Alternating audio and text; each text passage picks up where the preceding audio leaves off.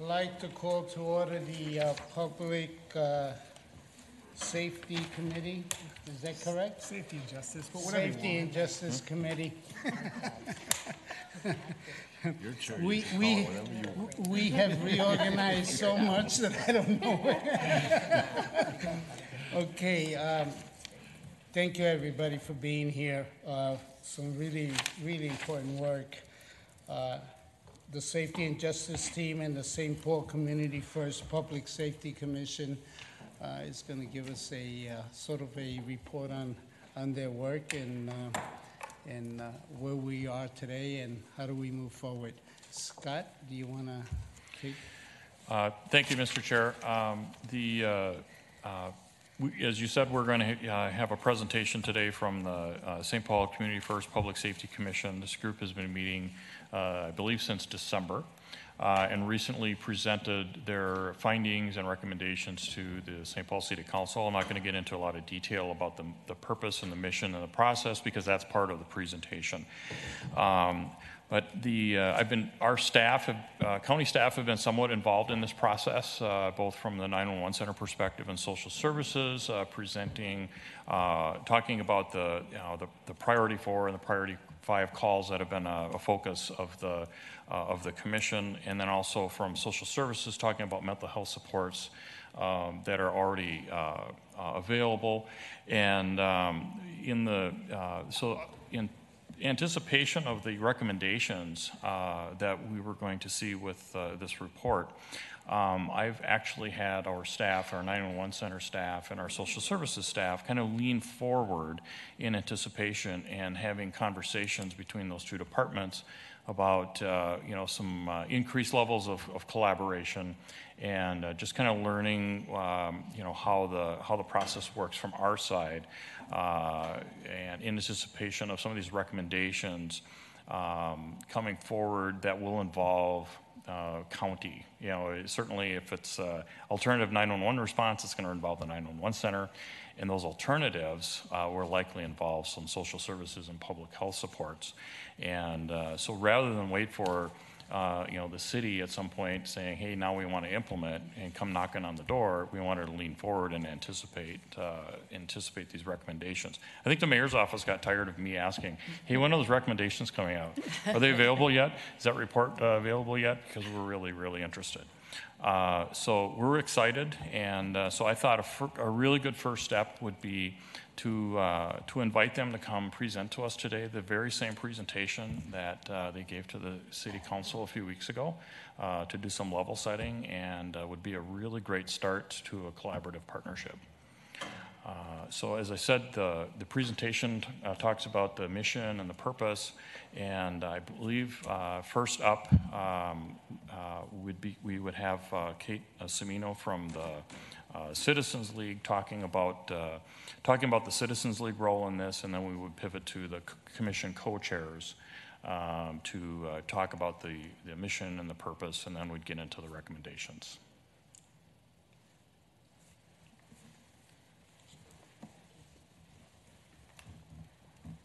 Good morning, everyone. Good morning. Mr. Chair, commission members, and everyone gathered. It's so good to see you in person. As Scott said, when we presented to the St. Paul City Council a few weeks ago, it was, of course, virtual. And so it is truly a particular pleasure to be here with you in person. It feels like the beginning of getting back to real life. So thank you for inviting us, and we're really pleased to be here today. My name is Kate Semino, and I serve as Executive Director of the Citizens League.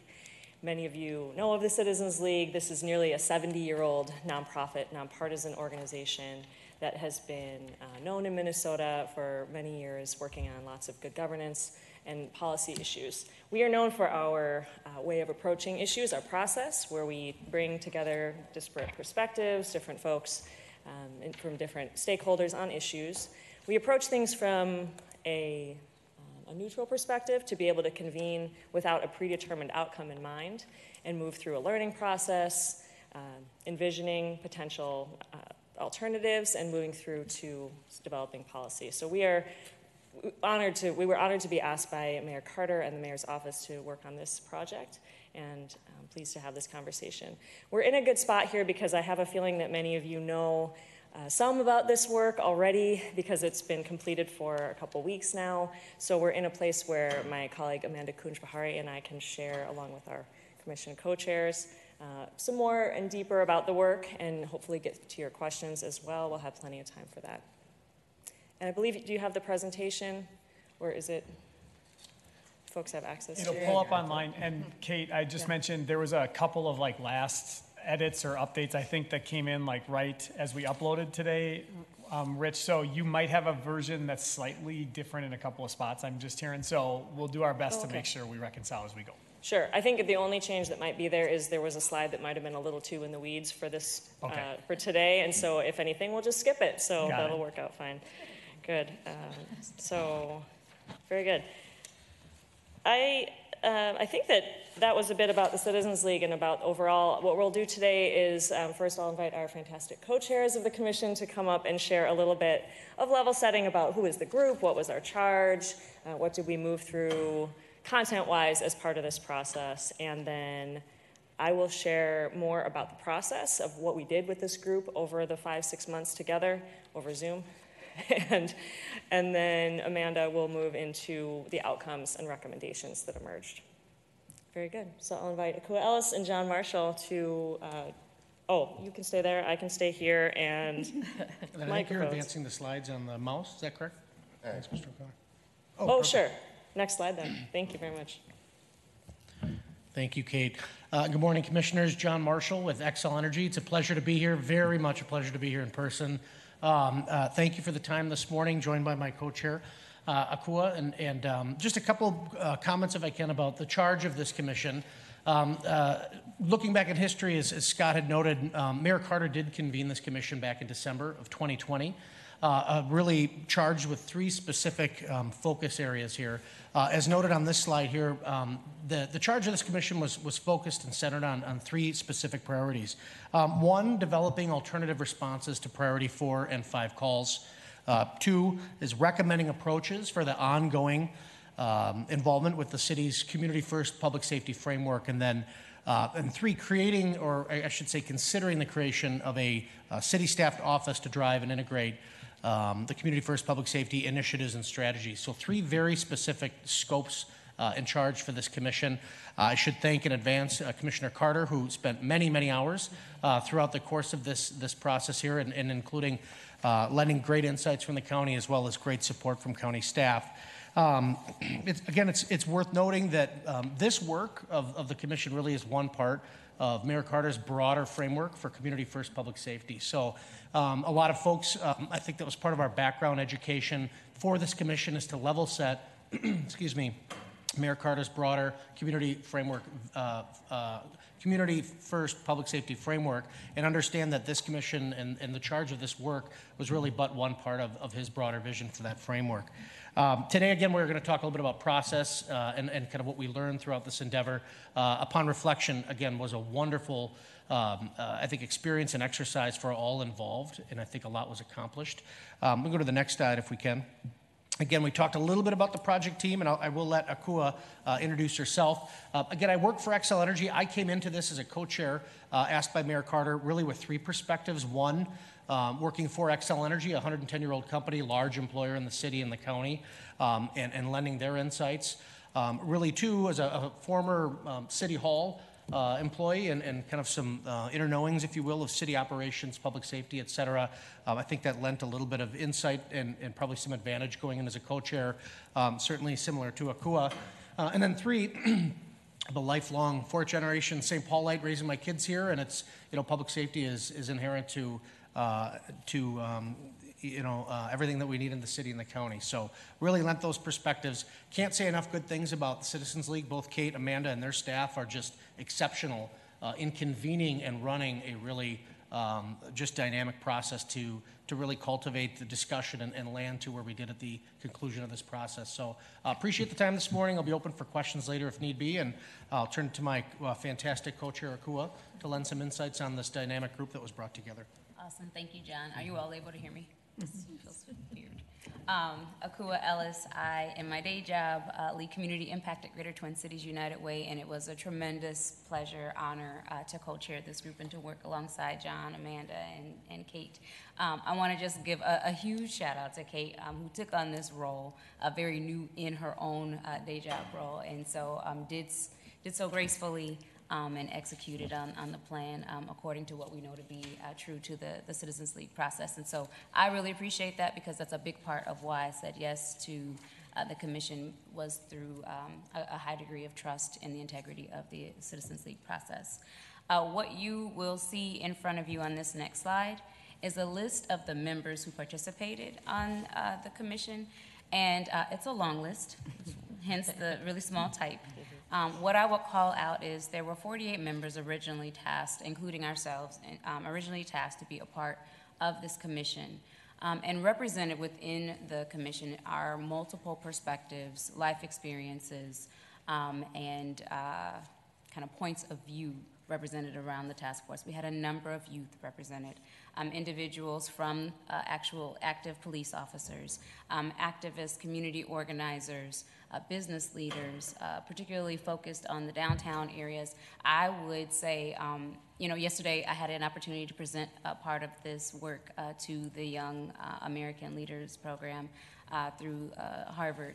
And every perspective that they asked if it was represented, I said, oh yes, we had 2 clergy members and members of different communities represented. And I share all that to say that as you look at the recommendations, as you hear about the recommendations, the great thing about the way Kate and Amanda have framed them is that there is a mandate where there's high degree of support for those recommendations, as well as urgency around those. And so when you view them, what I want you to understand is that mandate represents a really large swath of your constituency. And so I think that that's, it was both challenging to arrive at, but also really helpful for moving forward in good faith, that you're aligned with the desires and hopes of your constituents.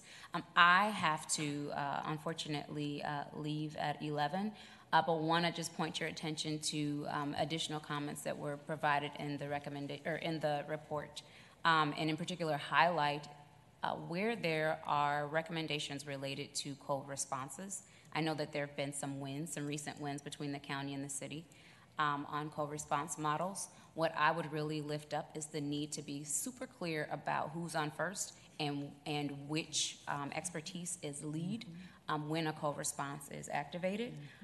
We heard lots of anecdotal information, as well as some research that spoke to the value of having non-uniform responders, even if an officer is present. We talked about the value of having social service and or mental health expertise kind of lead the response, and I want to just lift that up as a really critical part of the work. All of that said, I am really, really grateful for the opportunity to have done this work, for the opportunity to work alongside John again, and to shepherd what I think is monumental, not only for our region, but for the country. It's really easy, because we're leading such important work on a day-to-day basis, to get to forget that we are unique in so many regards, particularly in this time. We're often thinking about equity. We're often talking about and thinking about public safety for all of the right reasons, and we are far advanced for our country in this conversation, and everyone doesn't have the privilege and the space to conduct business the way that we have. And so that is one more reason why I'm super excited for you all to hear where the commission landed. And I'm also grateful for the county staff members that participated and helped redirect or helped illuminate questions that came up as we proceeded in our work. So with that, I'll turn it back over to Kate. Thank you, Akua, and John as well. And you know how in every group that convenes and works together over time, everyone kind of figures out where their role is and where they land in their bringing their own self to the work and convening the group. And this was a power duo of co-chairs. Both of you were just fantastic to work with, and I'm particularly grateful for the special ways that you used your talents and energies to help move this work forward, so thank you. So, next slide, please. The Citizens League uses a process that we sometimes call our study committee process because it has been used over many decades in what Citizens League has traditionally called study committees. We considered this process to be a bit of an adapted study committee because the members were named by another entity, by the mayor's office, and the timeline was set and the outcomes were not the outcomes, the goals, the charge was set by the mayor's office, but we still use much of the same study committee concepts and process that we've brought to this work over many decades. And so as you see here in the visual, the graphic, really the first half of the process is the learning and discovery phase. The challenge when you bring together a group of really sharp, smart people on a really important issue is everyone just wants to jump right into the recommendations. We should do this, we should do this. So we had to really pump the brakes and say, we're going to spend a lot of time learning together. So we had a shared base of knowledge and understanding. This took quite a bit of energy and effort on the part of our leadership team as well as all of the commission members because of the complexity of this work, because of the interplay between the city and the county, between the police department, the county, all the different entities that are involved in this work. So we spent a lot of time in that first half. And then we moved more into the exploring alternatives, learning about alternatives, and then toward the end, ideating and generating possibilities of what an alternative response could look like, what a city-staffed Office of Violence Prevention could look like, all of the pieces of our charge. I will give a particular thank you for this first phase to the Ramsey County Emergency Communications Center, especially Nancy Pass, who was phenomenal in helping us dig deep in understanding really the mind-boggling complexity of this, the nature of this work that we were looking at, as well as the SPPD and Deputy Chief Topol as well. So a special thanks. They really helped us understand what we needed to in order to take the next step. Because of the COVID-19 pandemic, all of our meetings were virtual via Zoom, which added its own special excitement to the challenge of this work. We really missed those hallway conversations, stairwell conversations, coffee chats that you have during breaks, that we really depend on those as humans to get us through thinking through this really complex work. So we didn't have that, but we did the best we could via Zoom. And we had 10 3-hour meetings between December 2020 and April 2021. So I'll say that again, 10 3-hour meetings. That was a total of 30 hours with the full group together. That's less than one full work week. So if you started this on Monday morning, you'd have to wrap it up by about Thursday at 3. So we really respect and thank the members of this group for sticking with us through this, to take the group on through those months that we worked together. Meetings were live streamed on YouTube. We did not capture a video recording. This was to create a sense of privacy and both transparency and privacy for everyone involved. So we had the live stream on YouTube. If folks were on, they could watch live. We didn't have a video recording. We only made an audio recording to create minutes to capture that meeting, but we deleted those afterwards. So everything was a little bit in the moment. We also held a site on the Citizens League website that kept all of the materials from the meetings, minutes, agendas, presentations, and that was open to the public. So anyone interested in the project could visit the site. They could sign up for email updates. They could leave messages, Google Forms, voicemails, communicate back and forth on the project. And the last thing I'll say about the Zoom format is we really intentionally designed time for members of this commission to spend time in small groups, not just the 48-member large group. We spent time at the beginning of almost every meeting in groups of about 5 or 6 people. Those really provided those sense of human connection, empathy, understanding where someone else was coming from that was really an important component.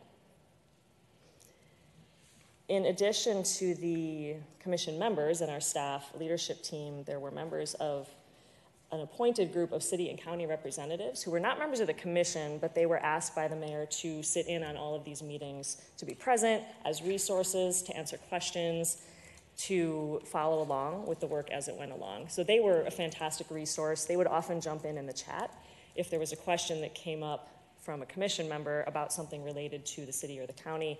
Often there was some chat communication happening throughout from those appointed representatives. Okay, next slide, please. This is a lot of stuff on a little slide, so I'm not going to go through every single thing here. Excuse me a minute, Yes. Kate. Thank you, Akua. Thank you, For Akua. the work and for taking the time. Thank you. Go ahead. Sure. I share this just to give you a sense of how much we crammed into this timeline, and in particular, the way that we were doing a lot of things at once. You can see that learning and discovery process, moving into the other parts of the process, there was some overlap. It was iterative as we went along. But this just shows some different components of the work and how we kind of layered those all in. The other thing I want to underscore here, and if you want to take some time to look into this a little bit more, either in this slide or in the report, is even though the recommendations that Amanda's going to speak about momentarily came out of the survey at the end, we didn't just get the 48 people together and give them a survey. We spent a lot of time over these 5 months working through all of these concepts, and in particular, creating space for the commission members to generate, ideate, and develop the ideas that they then voted on and weighed in on in that final survey. Just a few points I'll make about this chart, the slide here. One is that we did hold 4 virtual public town halls. So these were held in March and April. We shared information out broadly in 4 different languages and invited folks to come to our virtual town halls. They were well attended. I think we had about 90 people in total attend between all 4 meetings. They were very engaging and interactive. It was very conversational. We used small groups and large groups. It was not a shouting match. It was very much a conversation and a lot of great content that emerged from those. And if you'd like to look at the notes from those town halls, those are in our final report as well.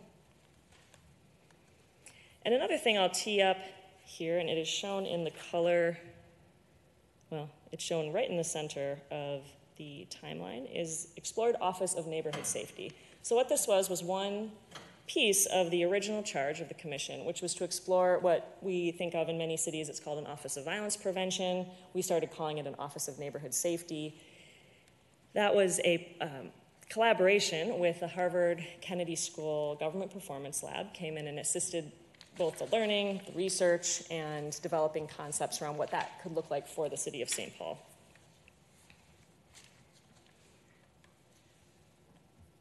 A piece of the process here was we spent time, and thank the Greenlight Fund for their assistance as well, researching what are alternative models that are in existence in other parts of the country. It wasn't as easy as a quick Google search to get everything you need. We actually had to spend quite a bit of time looking into that. How long have these other models been in use? What kinds of things do they cover? How are they separate from an existing police department? So we did end up gathering a capture of that scan nationally and sharing that with the commission as well. Well, I'll move through this. We can certainly come back if you have questions about that later. Next slide, please. This is what we call the flower graphic, and you'll hear more about this later when we talk about the survey. We found about midway through the process with the commission members, there was some uncertainty about what is the problem we're trying to solve? What is the problem that we're hoping our recommendations can get to the end of this process and help to really solve? And commission members instinctively started saying, can we please define this? Can we please put a name on this, and at least check and see if we have alignment or overlay? Akua kept calling it Venn, of a Venn overlay of different problems that we were hoping to solve. And so we spent some time with the commission generating ideas about this, having them suggest what problems they're hoping are solved through this process. And then we followed all of that work with a survey that, again, this was about a half to 2/3 of the way through the process. And this is what we came up with as a result of that process. And you'll see here 5 different main areas that commission members say that they were hoping this process solved for. And that includes more appropriate responders for each situation, more efficient deployment of law enforcement when utilized, decriminalizing both behavior and response, particularly for people in communities of color, a focus on prevention and community safety, and kind of an umbrella concept of improving systems and accessibility. This included things like better multi-language use of emergency response systems. So you'll hear about this again as we get further through. We call this the flower graphic, and it became part of our final survey at the end as well. Okay, next slide, please. Next, I'm going to get into specifically 4 and 5 calls. This was really the core when we got the first charge, like, okay, 4 and 5 calls. All right, let's do it. And it turns out we needed to spend quite a bit of time wrapping our heads around what are 4 and 5 calls, what are these lower level or non-urgent priority calls, how do we wrap our heads around this? And I would say that members of this group came in kind of with a preconceived idea in some cases of what types of situations we were talking about, or they came in with a really strong desire to go beyond that and say, it's not just 4 and 5, it's everything. Let's do everything. Let's fix it all. And so we spent a lot of time in this space here. What we have here on this slide is some of the basic definitions that both Ramsey County and the St. Paul Police Department use to describe these priority 4 and 5 calls. Generally, and this is kind of a broad category, these are non-urgent, meaning they are not occurring right at that moment. Maybe they occurred 20 minutes ago or more, or they're non-violent, or they're more a quality of life call, or a report of something that already happened. So that might sound pretty simple, but as you start to get into it, as we did, we learned that the priority structure and these categorizations, it really only refers to how the call is ranked as it's dispatched out. But we all know situations with human beings in real life are very dynamic, can change extremely fast, can have factors that aren't known at the time of the call. The Ramsey County dispatcher might not have never has all the information. They have as much as they have to work with in a really quick time frame. They just need to send that out. So all of these situations don't sit in a nice little box. They really do change, that new information can emerge. So a priority of a call doesn't dictate the outcome. It just dictates kind of how soon it might be responded to, but it doesn't dictate the outcome. It doesn't dictate the result of the situation. Beyond that, as the commission started looking into, okay, what are the types of things that Ramsey County considers 4 and 5 calls, there were nearly 50 different situations just within these priority 4 and 5, 50. And so the point that we got to in our process is realizing, okay, we really need to talk about situations and the nature of certain situations rather than just numbers 4 and 5. So we moved the commission through a process where they were looking at what are the types of situations, or we'll say call types, that are just the most interest to us as a commission, had the most potential for impact. And you can move to the next slide. And this is what they came out with after really spending a lot of time looking through the types of situations. Now, as you glance through this list, these would all still be situations that are non-urgent, non-violent, quality of life, or occurred more than 20 minutes ago. Some of these, let's take disorderly conduct, they could be a higher priority level. They could be a priority 3 or 2, depending on if it's happening in the moment, the threat to life, the level of violence that might be perceived in that situation. Yes? Yeah. And I know that you're just getting into this now, but on page 13 also, I mean, I would assume that the drunks, emotionally disturbed persons, disorderly persons not threatening physical harm, that's, and it's clarified that some of the outdated language has been updated, so I don't know if that's the updated language or not. No, that's the outdated language. Okay. But I think that goes to the disorderly conduct in persons in crisis, because it surprised me to see that as a priority 4, because not threatening physical harm, but if you have a response to that, I mean, they seem higher priority to me. You have identified exactly why we spent so much time wrapping our heads around this, because you are absolutely right. there are situations like you just described that could show up in dispatch as a priority 3 or even 2 if there's physical harm, if there's violence, if there's a crisis perceived at that moment. This might be for a priority 4. This might be something like, 15 minutes ago there was someone out on my street or outside my building that looked like they were just speaking. They didn't know. They looked disoriented, or I'm not sure where they went. They were yelling, but they're not there anymore, or they went around the corner, or that kind of thing, where it's not an immediate threat to life at that moment, or physical crisis for that person. Well, and Mr. Chair, I think the other part of that, and the first thing that came to my mind was, as far as public safety, and not being in physical harm, but if you're a person of color Right. who is disoriented, that could easily turn to be, not that they were trying to harm someone, but they could be harmed. So there's a lot of nuances to that. So I appreciate the fact that you're going to go deeper into that, but Yeah. that really just jumped off the page at me. Thank you.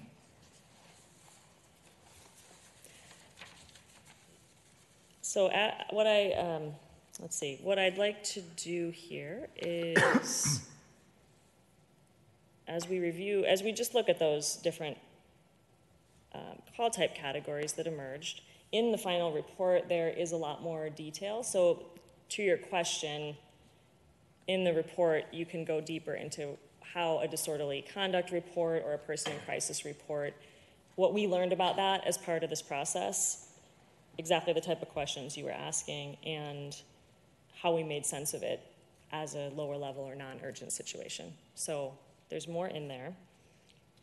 Excuse me, Kate. Sure. Jim? Thanks, Mr. Chair. Kate, on 4 and 5, and I can understand how you can really go down some rabbit holes because there's just not clear lines. And looking at your list of 48 folks, and there's a good representation from law enforcement. Mm-hmm. Did you get any, pushback might be too strong a word, but any protectionism of sacred cows where law enforcement wasn't willing to go there on some specific areas or specific call types? Or were they open to really explore fully to get to recommendations? What was the conversation there, that tension or no tension, as far as, because there isn't these clear lines, and, coming from a law enforcement perspective every day, this is what they've been trained in, this is what they do, this is what their whole career has been built on, is responding to these calls, and now we're saying, well, could be a better way. What kind of response did you get from the law enforcement community?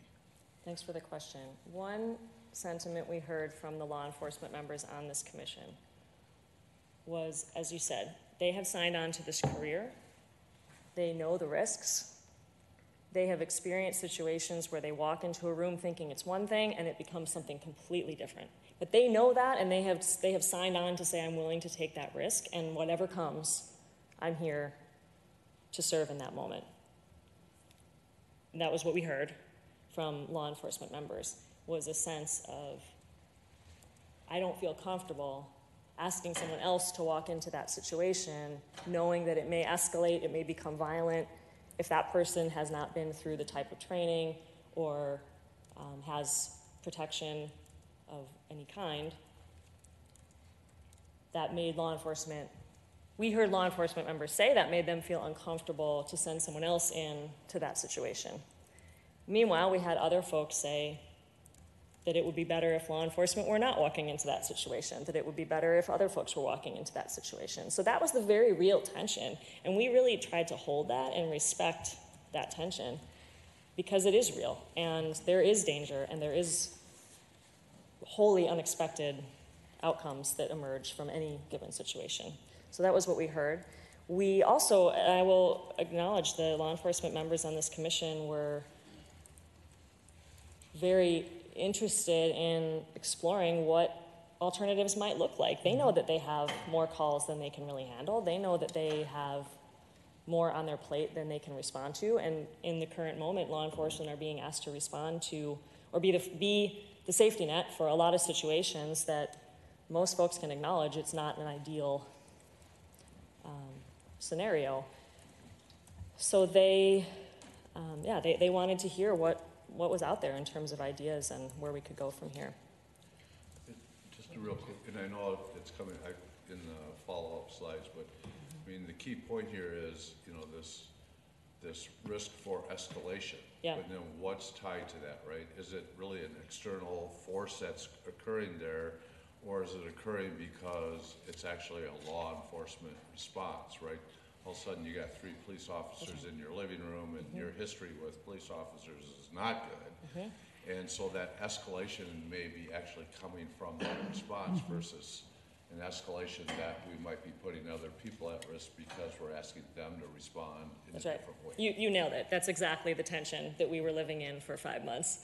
And you'll see in our report, there's a summary of some conversations. Let's see, Amanda and I tried to pull out some of the themes and sentiments that emerged from throughout the process around things like uniforms, things like armed individuals responding, different ways of thinking about uniforms. Is it just a notable color shirt, or is it an actual police uniform? There was a lot of talk about those types of things.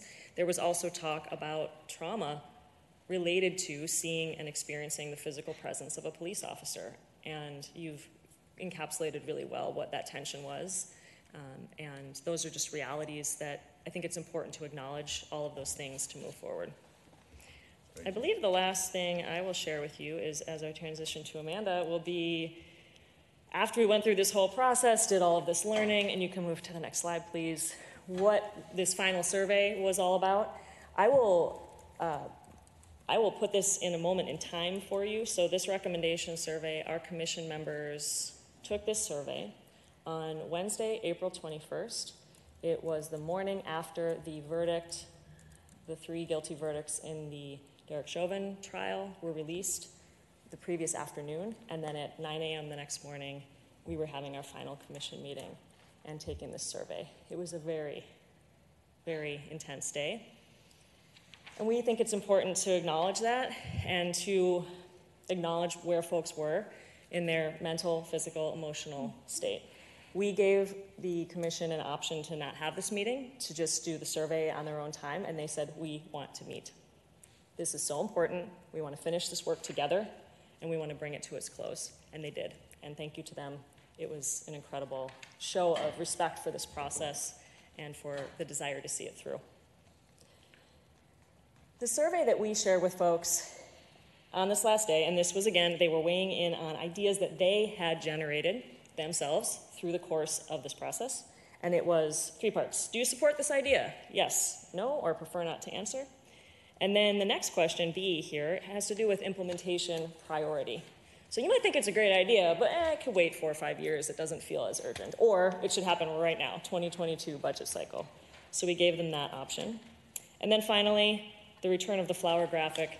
How closely does this particular idea align with the goals that the commission said that they want to achieve? Greatly, moderately, or not, or prefer not to answer. So as I'll invite Amanda up, we are going to show you today the top recommendations that met a threshold of over 90% yes, I support this from our commission members. Incredible level of support for these ideas. And over 50% saying this is immediate. Do this right now, 2022 budget. And Amanda will say more about this and about the survey and the outcomes. And I will stay up here too. Thanks, Kate. Hello, Mr. Chair, commissioners, guests, members. Good to see you all. So my name is Amanda Kunchbahari. I'm the Director of Public Policy with the Citizens League, and we'll kind of get into some of the nitty-gritty about the actual recommendations. I want to do a time check, so I'm wondering, Mr. Williams, if you can let me know how much time we have left. I want to make sure you have time for adequate questions as well. What is your time, Amanda? What are you looking at? I can be as quick as you need me to be, or I can take my time as well. So whatever works. Well, I'd like to have some good discussion with the board members. Perfect. If you could get into the meat and potatoes for the next 20 minutes, can you do that? Absolutely, 100%. So that sounds good. great. Then we could Perfect. If we are at the recommendations slide, if we could pull that up, perfect. So on your screen, you're going to see, Kate talked a little bit about the survey that we shared with the commission members, and from that survey, we were able to gather these recommendations. While I talk about these, I'm not going to get into actually reading them. You can see those on the slide, and we can talk about them as well. But a couple of things that I do want to note about these recommendations that I think are important, and you'll see them on this slide, and you'll see them on the second slide that we pull up. We are highlighting the recommendations that had a 90% support level or higher. So out of those 48 members, 90% of that group said, yes, I support this idea. And so really, really high percentage that we thought is really important and critical to call out. And you'll also see that these recommendations that are listed here had a 50% or more implementation, like immediate implementation rate. So folks are saying that, yes, I support this, and I think it's immediate that the city implement this now or as soon as possible within this 2022 budget cycle. So we thought that that was important to highlight because it was such a vast group and so many folks are supporting these things. I want you to read these recommendations too as this is a desired skill or behavior of a first responder, or it's a resource that would help achieve kind of optimal outcomes for the caller, the community, and or the responder as well. So just reading them in that way. And I want to highlight too, I think Kate touched on this a little bit, due to the complexity, the nature of this issue, the limited scope and timeline that we had, we know that these recommendations are not getting into all of the meat and potatoes, as Mr. Chair kind of calls it, but that they are really broad enough so that it allows this group, you all, as well as the city, to really get into the intricacies, the complexities, and the nuances of these recommendations to really tailor them to the city of St. Paul and to Ramsey County as well. If we can go to the next slide. Just Thank you. one Yeah, thing, please. just on that last comment. Is there a place where the city and the county come together on some of these? That's a Well, great. besides 911. Yeah, definitely. I would say yes. And I think that, we had such great representation from the city, from the county as well. And Kate and John, please jump in too, but we didn't see any major pushback on these. I think there was really great support. And Commissioner Carter, if you want to add anything, since you were a member of the commission too, I think there are natural connection points. I think the three of us are removed enough from Ramsey County and from the city of St. Paul. So we can't be able to answer that completely, but I know Mr. Ryan wants to make a couple of comments Thanks, too. Amanda. I'll toss you a lifeline on this one. Please, thank you. I'm trying. So we have had some time to meet with the Citizens League, and I want to give a shout out to Scott and Kathy for their leadership throughout on the systems alignment side alongside Chair Carter. I think some specific areas to have in your head. So obviously the 911 center, and from our perspective, countywide responses matter. It can't be city by city in the way in which we dispatch and have process and protocol. Social services has been deeply integrated into this work because you see a lot of areas where both in the 911 center potentially and then in the response that occurs on the ground, 911 comes in public health. Our work around group and gun violence specifically through Healing Streets and the intervention work there is a direct tie to some of the stuff around an office of neighborhood safety. Thank you. And so there actually are some questions that I would have about how does that overlap and align in the right ways. So those are some very clear spaces of nexus. And then where the build out needs to occur, many of those do become county-led implementation efforts that require probably partnership resource support if we want to make it happen on a rapid timeline. Thank you, Mr. O'Connor. I appreciate that. Oh, go ahead, Tony. And I just want to say thank you so much for the work of the Citizens League, the chairs and the entire commission, but also our county staff who were listening and who were responsive to requests to come together to meet with the Citizens League, the city. And I think all along then tracked that process and were able to discover these interconnections and start working toward the future. So yes, yes, and yes. Thank you, Commissioner Carter. We appreciate that. And yes, I agree with everything you just said too. So thank you for your partnership on this as well. I'll continue moving forward so that we have time for questions. Thank you. So Mr. O'Connor actually talked about the Office of Neighborhood Safety, which is the next thing on the slide deck here. So as Kate mentioned, Harvard Kennedy School, their government performance lab, they offered their time and support to this work and really dug into the last two items that this commission was charged with. So as you see on your screen, they were considering the creation of an Office for Neighborhood Safety, also known as and also called Office of Violence Prevention.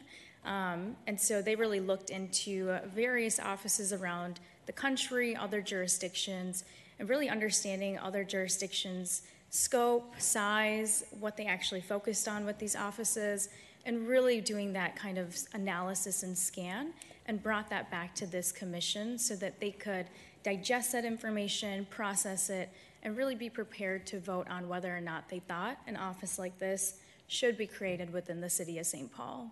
And I'll talk about the recommendations of what they did decide on in a second.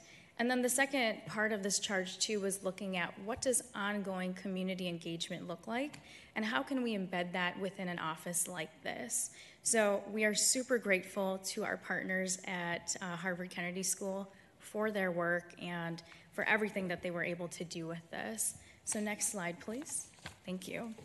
So on here, you will see the actual recommendations. So again, they took kind of everything that they found, all of the information that they had, and they ended up creating a survey that we ended up sharing with the commission members.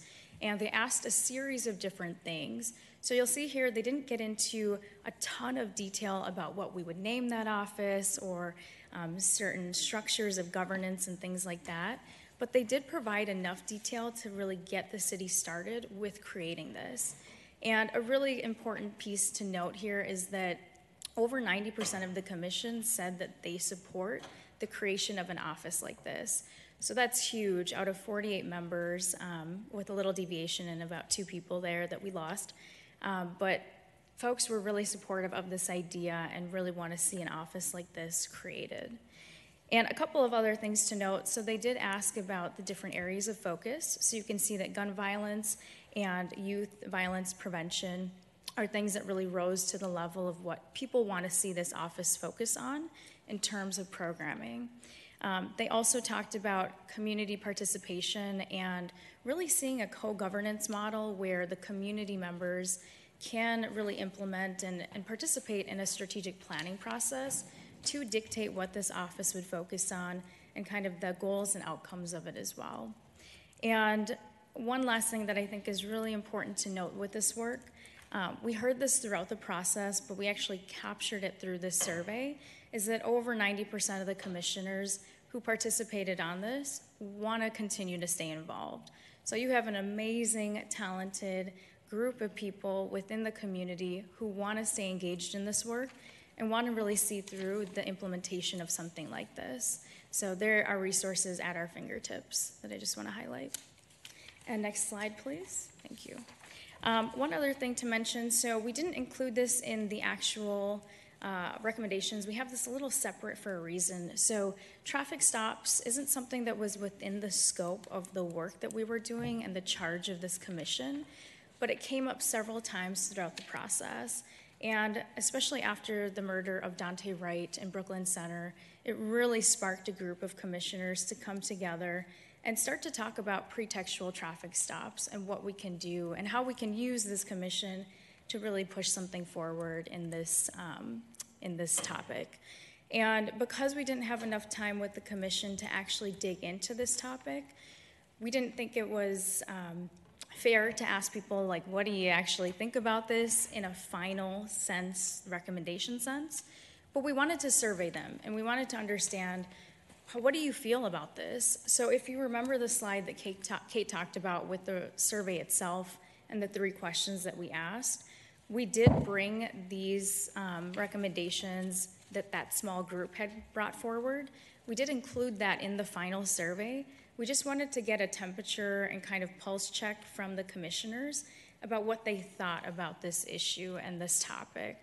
So you'll see on the top of your screen there the percentages of folks who filled this out and kind of where that landed in terms of these recommendations. I would say that we highly recommend that this is an area to continue exploring. I think there was a ton of interest and inquiry that people had and curiosity about this issue, and a sense of urgency that people expressed as well. So I just wanted to make that note. Next slide, please. And if folks heard us present to the City Council, you heard this final piece about context and considerations. I think it's really important to ground the work that we did within this context and the considerations that we're going to lift up. So as Kate mentioned a couple of times, we all know we're in a COVID-19 pandemic. Seems like we're not, because it's weird that we're in person, which is wonderful, and no masks. But during this time, throughout the commission process, we were in the COVID-19 pandemic, kind of the thick of it.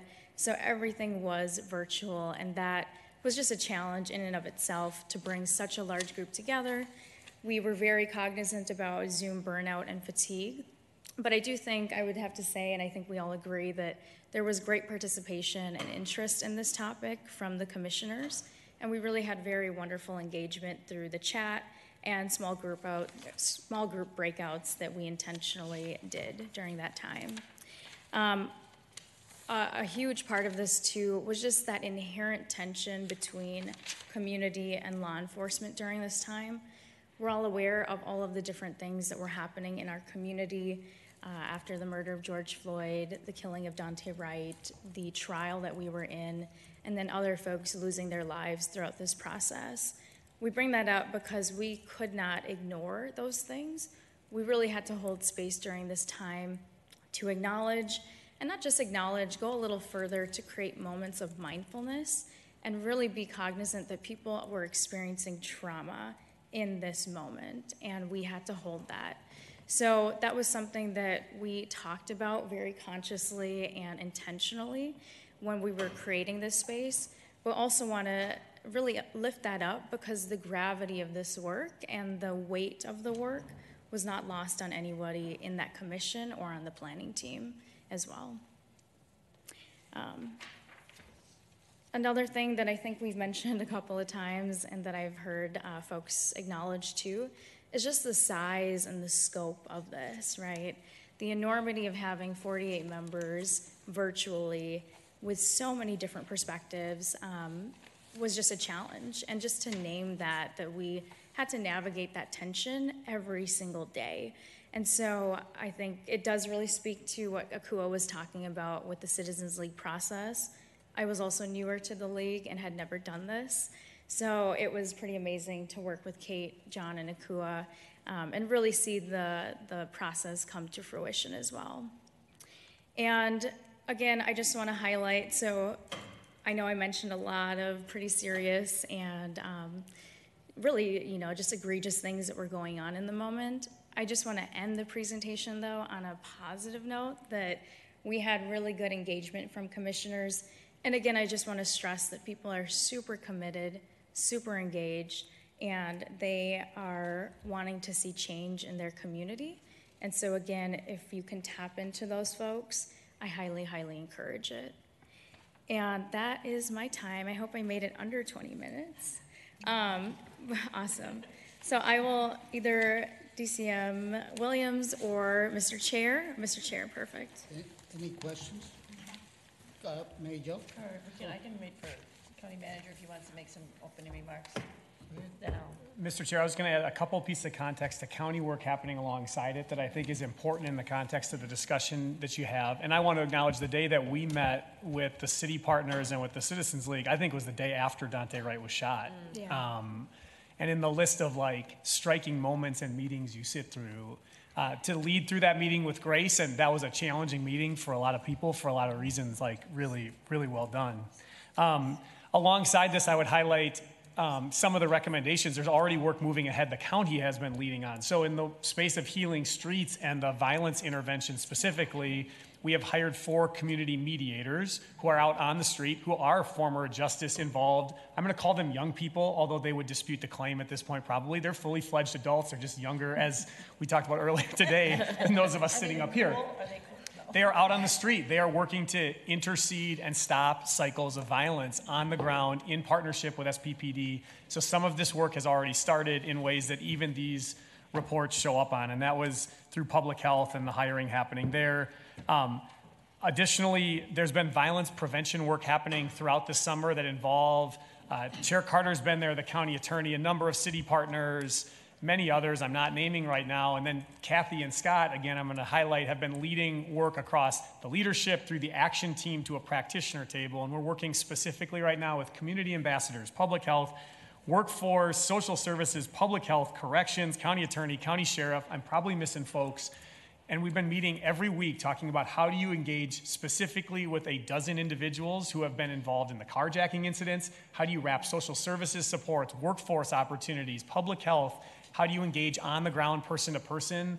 And so we're trying to go through the systems work, but I wanted to highlight some of the amazing county on the ground implementation effort also happening at the same time, because that's happening behind the scenes. It's also laid the groundwork. So the last thing I would just say is to the co-chairs, as they were getting to the end, they kind of said, is there anything we're missing? And my only encouragement was, it's not a time for timidity. Like, I think the work is already moving ahead here. We need strong recommendations to figure out where those next steps may align and how to operationalize that. And as we're developing our violence prevention ARP-related responses and requests for board action to come forward, this is all front and center in that dialogue. Thanks, Mr. Chair. I just want to say, and I'll get to everybody else, the one thing that's, now this is very much St. Paul focused, and it's great, and we need to do that. But for me, my head thinks about how do we do this county-wide as we move forward, because we do have issues that are county-wide. These issues are not St. Paul specific. And as we know in the news, in Maplewood and Woodbury in the last couple of weeks, it's just been just as, terrible as it has been in other places. So I just, as I look at this, I'm just thinking, eventually we need to make the pieces, make sure we reach the four corners of Ramsey County. Mr. Chair, I really appreciate that comment. Part of the reason the county sees an important role to be involved is to avoid it being a city-specific response, because we can't envision a system where that would be effective. And so the county's vision is a county-wide, consistent response across the entire community, recognizing we know there are areas that are more in attention. So thank you for raising that. Can I offer a brief comment in response? Thank you for those comments, Mr. O'Connor. One thing I don't know that we really underscored enough is how impressed we were throughout this process with the work that SPPD and the county have already done to identify alternative responses or different ways of approaching situations. So as you said, the work was already underway. SPPD was already doing really nation-leading models of piloting and working out different ways of responding to situations. And a lot of the mental health response and mental health alternative response, yes, much of that is county level. And so it seems like there's excellent potential going forward to make more positive alternative response, more of a county-wide offering. Let me do Mary Jo, Victoria, and Jen. And Trista, I'll get everybody. Go ahead.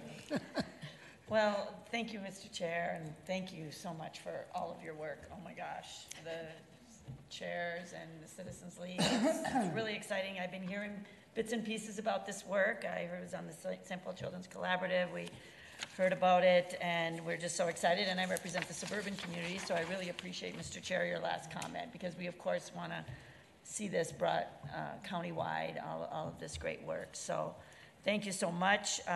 Give a shout out to my alma mater, Harvard Kennedy School. I love the work they do. I loved my time there, and especially think that it's great that they were out here to help with this.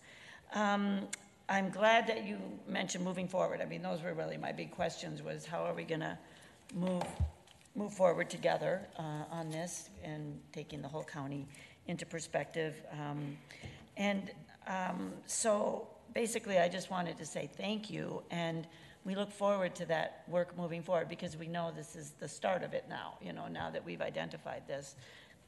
We'll need to start in the prevention work and all of the work. I wanted to ask about when we talk about our community mediators, is there a restorative justice in there somewhere, or how?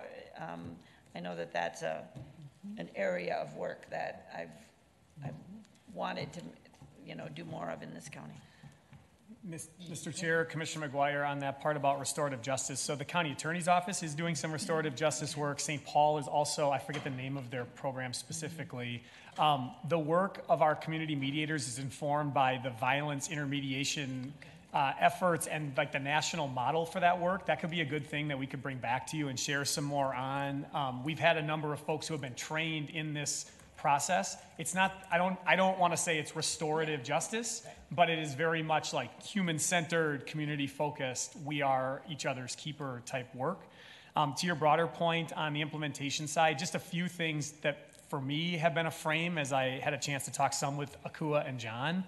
I think there's like the investment in structure, there's how you measure results along the way, and then how you reinforce the behavior you want to see. And all of these pieces matter. The big question Scott raises really well with Nancy is when a call comes in, we can't have any fumbling about where it goes. If you do, you're putting a 911 dispatcher in an impossible situation at that moment. And that really struck me in all of these like breakdowns. And so that's a big thing for us to really work through. So Ann Barry said, how do you think about social workers being a part of that process so that doesn't occur? That'd be like one example of where you really have to grind it out. And the last thing on that is, on the positive side with law enforcement, part of my sense, and I was not at every meeting, so if I get this wrong, please correct me, part of the uplifting side of the job is sometimes getting to be a part of things that aren't level 1, 2, and 3 in the St. Paul PD parlance. And when you start to move away from that, that's challenging, even if there are good reasons to do it. And so how do we enforce and embed the behavior you want to see and recognize people sign up for this because they want to do the good work?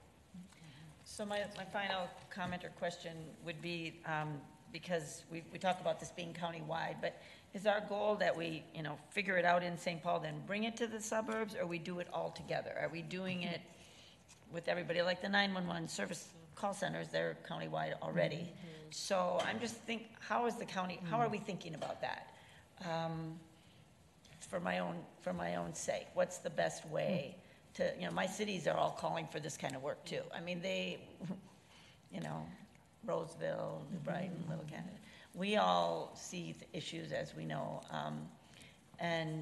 So just how should we think about that? Tony, did you want to respond? I appreciate the opportunity to just register in on that thought. We already have our strategic priority, which is aligning justice systems outcomes to our community values. So as a part of our community, this work with St. Paul is important, but we already have been, as you have heard, doing a number of things that have been worked to align those values. An example is the work that we're doing in co-responding and crisis response through our 911 center. We've talked about that a little bit here, but we were able to share that work as we worked with Community First Public Safety Council. Other work that we have talked about clearly can be encompassed here, and I think an opportunity that we have as we think through spreading the work, or continuing, I should say, the county-wide work, engaging it with this and continuing to spread it through the county, is the opportunity of community engagement. We've begun some of that community engagement this past year, and I believe that together with this work that we have seen, continuing that community engagement so that we are able to identify the work, not just that is happening in St. Paul, but that also is happening in Ramsey County, uplift that work and continue to communicate around it is very important. That's an opportunity we have. I'm glad you asked the question. This is not new. It enhances, I believe, as we are able to align this work together with the cities, the work that we are doing across the county, such as, the work that we're doing with Maplewood, in this point in time where they have said, we really want this co-responder work happening in Maplewood. I think we're going to hear those values across the county as we continue to elevate our community engagement in that regard, and I look forward to the opportunity together with this board, to reinforce that strategic priority, to elevate the role of community engagement across all our justice systems platform.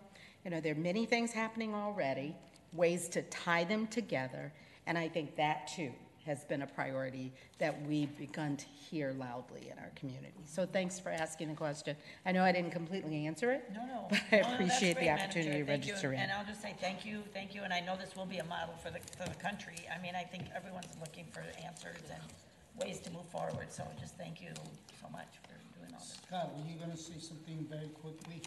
Yeah, sure, very quickly, Mr. Chair, Commissioner McGuire. It's always easier for the 911 center if we have a response that's unified throughout the county versus a patchwork of cities.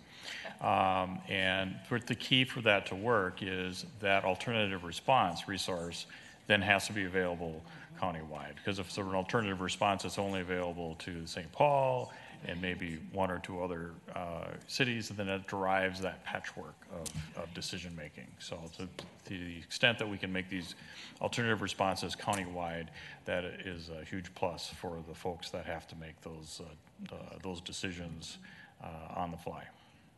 Mr. Chair. That was the point I was trying to get to, Scott, the one you just made. Can I offer a quick response to that? You got 2 minutes, Kate. Oh, sure. It'll be quick. This commission was not charged with assessing and reimagining the dispatch center, the Ramsey County Dispatch, but it emerged throughout the process that that is a point where improvements can have a major impact through the system, whether it's multi-language, video counseling or video chat, or even just dispatchers having more time to be able to spend on the phone with each caller to better assess the situation. So that's a point of great potential to consider as well. That was like 20 seconds. I was really quick. Real quick, this is really good work, and I'm really supportive. A couple of things, you called out the pretextual stops as not necessarily a part of the charge, but kind of started coming out. And I don't know if this came up in there, but a lot of communities have really started doing a lot of work about moving towards citations for misdemeanors on a lot of the things we do, which is kind of the same concept. And I hope, at some point, that conversation comes up in the tables. But my biggest feedback here as we move forward, and I really do support this, and this conversation about, ensuring that it works for our county-wide system. But, the evolution of how we do this is piled on, right? How we respond. I mean, fire departments used to be fraternal organizations that competed with each other in our community, right? How paramedics respond is growing over the time, and what we expect of law enforcement and their responses, but growing over the time out of necessity as things come, and we've never really taken a pause to take a look at are these piling on or adding on the right approach. And I could use the word caution or encourage, but even a co-responder model is starting to build a system that's not there, right? Mm-hmm. We should get comfortable with the fact that, right now you could, depending on your situation, you may get a paramedic, you may get a firefighter, or you may get a police officer. Well, you may get a social worker, you may get a mental health worker, and it should be comfortable with that, right? Our response should not be limited to 3, potential responses and then trying to cram all the situations into one of those buckets versus recognizing, no, the best way is to make sure we got the right buckets to provide. So I would even caution about the co-responder model because it's a baby step, but it's a system that at some point will have to be taken apart again, right? Mm-hmm. And how far are we willing to go, and how much are we willing to take on? And I know, it's always that balance of too much scope and it can collapse on you and you just can't move forward. But if it's not enough scope, it's not enough big enough impact, we don't have the wind in the sail in the community to actually drive the credibility that we can deliver for them. And so, my encouragement, and I know the work that we're doing in the county has really teed this up to take on as much as we can and move this as far as we can, so that as Ryan pointed out, some of this work for law enforcement is the feel-good work, right? This is where they can go in. It's not the work that's got their heart pumping on whether their life is in danger or somebody else's life is in danger, and they got to do some really quick thinking. It's the feel-good work that maybe attracted them in the beginning, but it just may not be the right response to have a uniformed individual come into somebody's living room with a taser on one side and a gun on the other, and they've been trained to actually, you know, in how their inflection in their voice, everything they've been trained is to control and command a situation, right? Instead of actually trying to be a part of a situation in ways. So, you know, I hope that our community is ready to take bold steps here, and recognizing that for our residents, our best approach needs to be not just adding on to those 3 buckets where we have response already, but add more buckets that actually provide the right response at the right time for those individuals. They get comfortable with that, but also recognize, you know what, it's not always going to be perfect, right? Law enforcement, or people could say, well, okay, that situation escalated and there should have been a law enforcement person there to manage it, right? You know what? I'm not willing to say the other 99 times that law enforcement shouldn't be in there. So let's figure out how we protect that situation and not over-respond as we move forward. So those are just a few of my thoughts. John and Akua, I was not here, but you guys did a great job. 48 people, that was my first comment to Amanda was, how did you do this, 48 people? But good work. Know that you've got support here, at least, you know, from me on this board, and I'm pretty confident on this board, is how far can we push this? And being a much better responder to crises in our community for our residents. So thank you. Thanks, Tony, for being a part of that. Victoria, then Trista, and then Nicole. Thank you. So many thoughts here. And I do think that there's a lot going on within the suburban Ramsey County as far as trying to come up with more appropriate responses. And I think you brought up the social worker and the Maplewood Police Department. And you know, when you looked at the calls that were the level 4 and 5, that's where that is helping. And so hopefully we can learn, you know, both ways as we're doing this.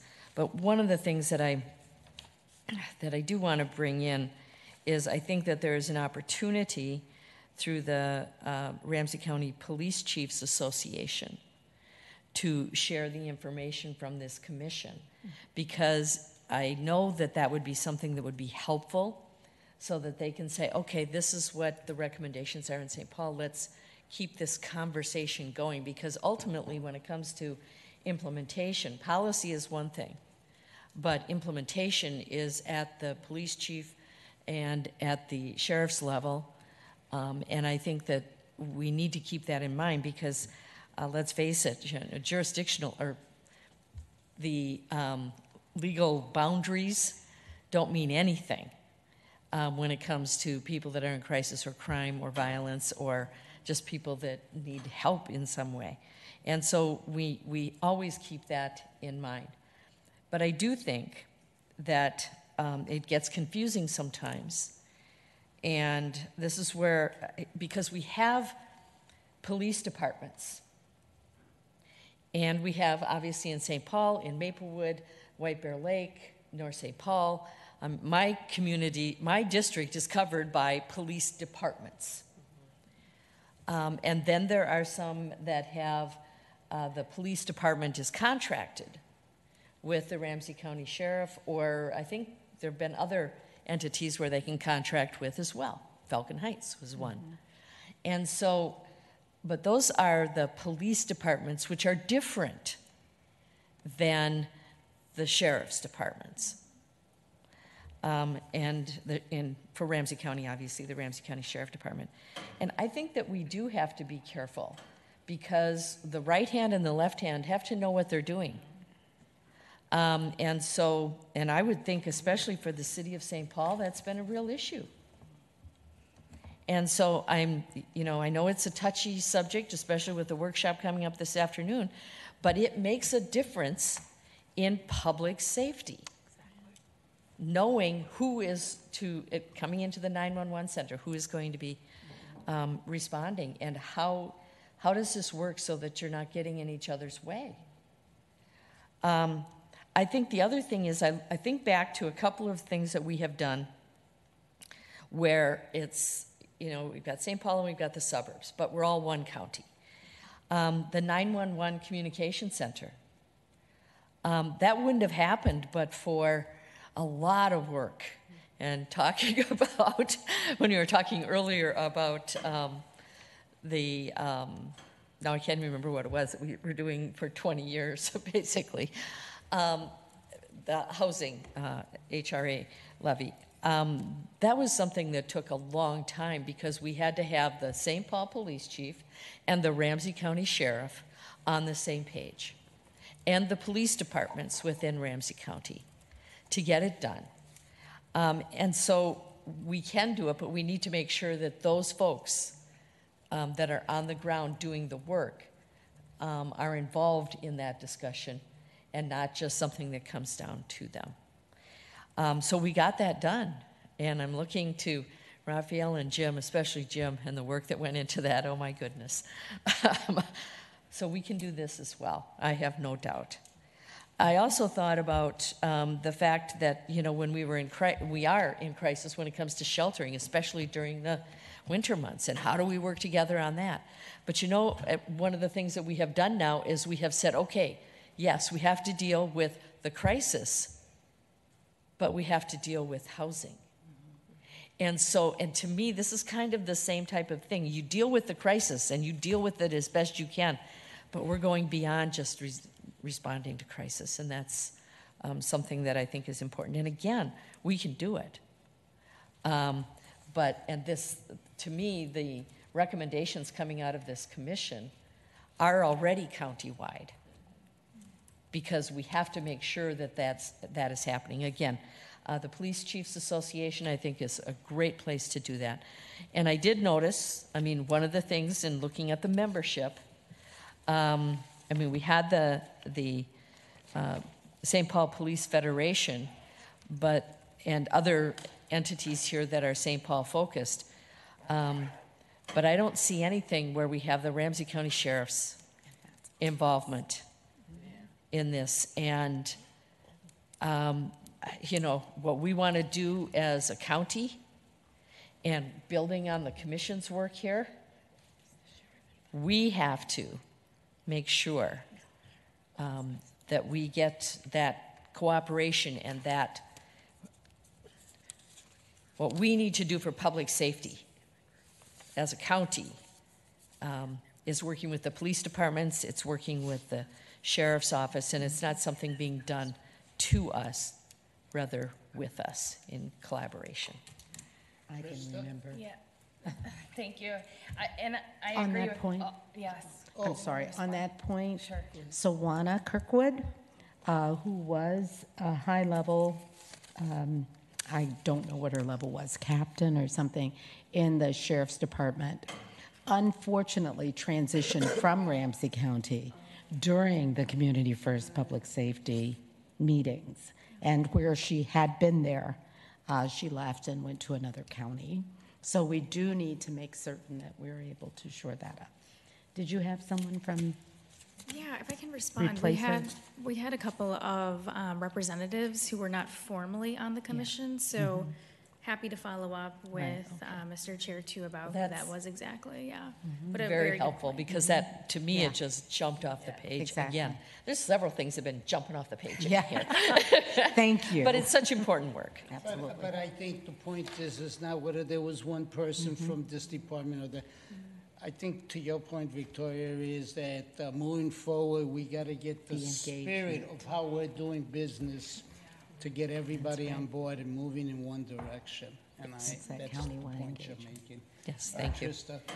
I just want to say also thank you for this work. I know it's really hard, and it feels like an onion to me, and each time we peel another piece, because in my mind I'm looking at how do we implement, how do we get there, and thinking about it's not just our 911 call center, but how are we working with other PSAPs when things are across jurisdictional, right? And how do we also train the people in this field? It screams to me, what I'm seeing is we need a whole lot more social workers that are boots on the ground, out on the street. I did a tour with the community ambassadors last week, and even when we were out engaging with youth, and they were solely focused on youth, there was some incidents going on with adults that were in crisis, and they're like, we don't go there, that's not our thing, right? And so that continued to happen, and then we're engaging with youth on the next block. It was, we need social workers, we need social workers, we need social workers, someone who's trained in mental health, in chemical health. I mean, there was a 10-year-old that we were engaged with, high out of his mind, a 10-year-old. And that's what we are engaging with. And how do we get him out of that situation when he can't think clearly in the moment, right? And so we need more social workers. That's what's screaming to me. And how do we invest? How do we invest? And so the recommendations here, I appreciate that they're all immediate recommendations. But we don't have I don't know that there's a pool deep enough coming out of Augsburg or St. Kate's that have the ability to hit social workers on the ground right now, and then also to put them in the peace apps. So we want them everywhere, right? So thank goodness St. Paul has many of their police officers who are trained in social work, and so they're moving in that way, and so there's a great thing. The other thing, and Jim, you mentioned it, that really jumps out to me is that we're spending all this time to have responses so that the people with guns don't show up to the response. That's really what we're doing, because we don't want someone to die at the end of the day. And at the same time, the recommendations say, focus the programming on gun violence. And yet we were here tasked to look at level 4 and 5, which are nonviolent. But really what we're not saying is we've got too many damn guns on our streets, and we got to do something about it. And we need to make sure the people who have them are responding correctly. And so I think for me, we have to say that and start talking about is that we have a problem with guns in our community. We have a problem with gun violence. We need to reduce the number of guns overall. And that's also coming through here, whether it's said or not. And so I just want to call that out directly. Mr. Chair, can I make a comment to that? Can you all hear me? I know it says don't adjust, so I'm like, okay. Thank you, Commissioner. I appreciate those comments. One thing I want to note too, so we ended up having Artika Roller, if folks are familiar with her. She's the executive director of MNCASA now, Minnesota Coalition Against Sexual Assault. And Artika made a very good point too. So I'm a trained social worker, and I'm sure I have fellow social workers here in the crowd too, but I think you're making a very good point. I was trained at the U, and I don't think there are enough, so it would be great to see partnerships there. But Artika made a really good point around making sure that, you know, as a social worker, you're trained within a very similar institution too. And so making sure that you not just have enough culturally representative social workers, right, from communities, but that they're really understanding their role too in either upholding or kind of not upholding, right, dismantling those systems of oppression as well. So I just wanted to make that note because it was really, it was important that she had mentioned that too, that that's just not one solution to the problem, that there are additional factors to consider too. So thank you. Yeah. Can I just add one quick I did have one quick question, and that was on the recommendation about the traffic stops, and in particular the red light cameras. So this is coming up as Public Works, we're redesigning some of our roads. There is a significant gap in the city of St. Paul. There's no cameras on Rice Street currently. It's a gap in the CTV system. There's no cameras, and it's an area of high crime. And this has been a balance and struggle. And so I wanted to know if there was any more conversation about both people's right to privacy and cameras and where that falls into public safety. Because I know there's been a request in our redesign of Rice Street, the city folks are like, please put cameras in while you're doing this redesign. And it makes sense, but we have this balance. And just wondering, because that's something we could implement in the process now, and wondering what that conversation was. Yeah. I can definitely take that, Mr. Chair, Commissioner. So that conversation did come up for sure, and I would suggest to, so Judge Nicole Starr, who is the commissioner on this commission, brought this up as well. But we didn't have the time to get into that conversation enough. So I do highly recommend that there is some community conversations about that.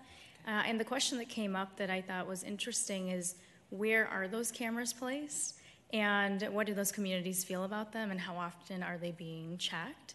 So I think Judge Starr really had those questions too. So it did come up. We just didn't have enough time to dig into it. So very good point. Thank you. Thanks. Nicole? Thank you. useful. I'll try to be quick because I also want to eat lunch. She's cool. Not cool. I love food.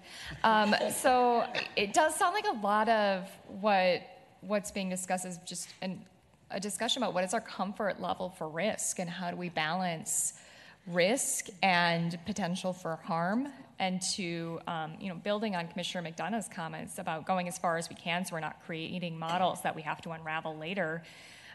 We need to know that there are situations in which trauma is perpetuated because people in communities are choosing the trauma they are experiencing over the trauma of calling 911. So having different response systems with 911 is never going to reach those communities and people.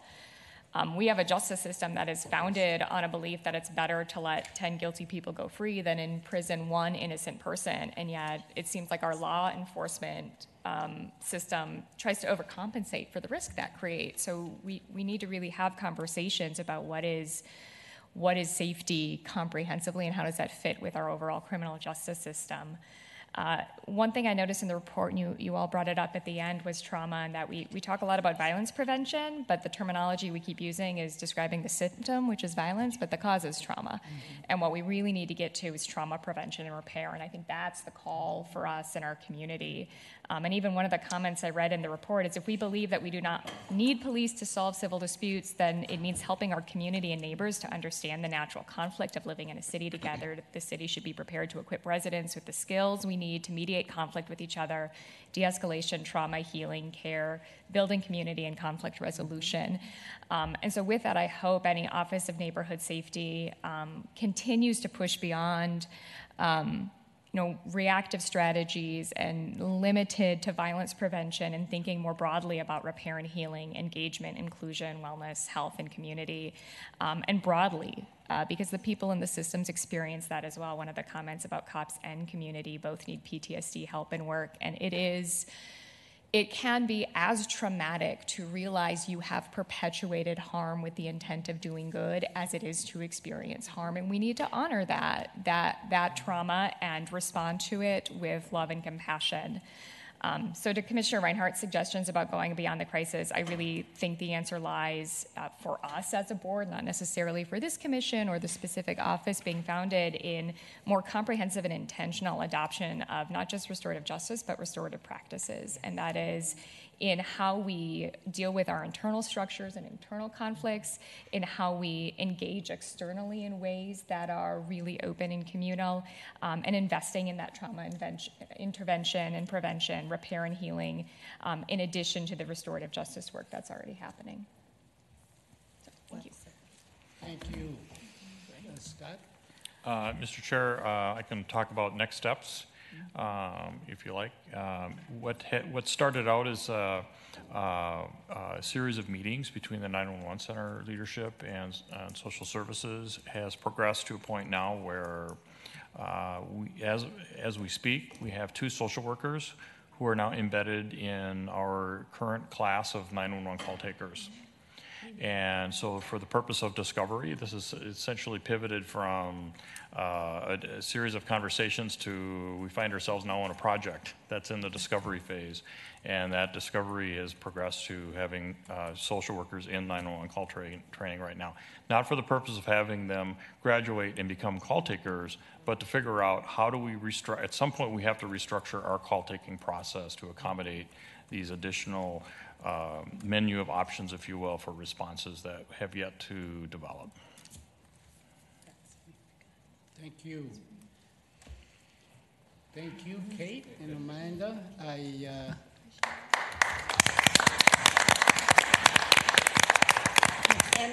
This is a big agenda, as you could tell. So even within your report, this board was looking at the universe because it's a big issue, and we welcome your work and the good stuff you're putting forth.